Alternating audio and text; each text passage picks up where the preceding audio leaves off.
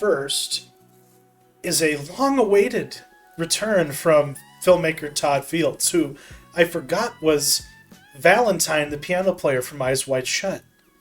Mm-hmm. And yeah, he was an actor before he was a director. Mm-hmm. But his long-awaited return behind the camera. And what is your verdict on getting to see Tar? Yeah, this is kind of a weird one because I didn't really know what to make of this movie. I didn't know much about it going in. I had it pitched to me as basically Whiplash, but with Cate Blanchett. And the really strange thing about this movie is I don't think that even if you knew about this movie going in, even if you saw the trailer, you don't really know what it's about, because the same day I saw this, I saw Decision to Leave, and the Tar trailer was on that movie. And half of the scenes in the Tar trailer aren't even in the movie. It's just like, there's just all this random imagery that doesn't even make it into the actual film. So, I mean, even if you knew what you were walking into, you don't really know. And what this movie ends up being is something very, very impenetrable for the first half, and then more palatable as it goes on. Because the first 10 minutes of this movie are the closing credits, where basically what Todd Fields has done is he's taken the closing credits of the movie and put them at the beginning instead of the end. So you have to sit through everything. And then after that, it's a 15-minute like fake New Yorker panel where Cate Blanchett, she plays this world famous composer named Lydia Tarr, and they're doing this fake New Yorker panel at some New York theater, and the camera basically just sits there statically, and you will have to watch this entire like 15-minute panel of a interviewer asking her all these questions. And so the beginning of this movie is very slow, and it's very very like very docile and very strange, but then it gets better as it goes on. It's sort of like you have to make it through that in order to get to the good stuff sort of thing. And essentially what this movie is probably the most realistic portrait of the act of somebody being canceled in modern times. Okay.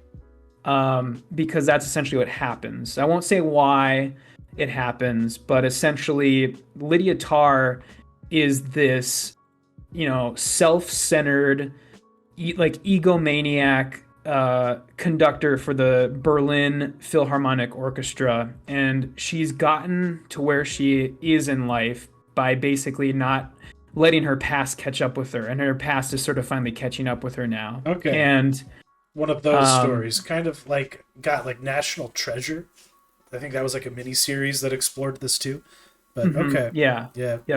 And so it's pretty good. I mean, I liked it overall. I mean, as I said, it gets better as it goes on, because it almost seems like, the first half of this movie is so full of like musical jargon and like just these like professionals throwing out all these phrases that I had no idea what they were talking about. And it's just so like hard to get into. But then once you actually get a sort of semblance of a story, things start moving along, and it gets better as it goes on. Cate Blanchett's amazing.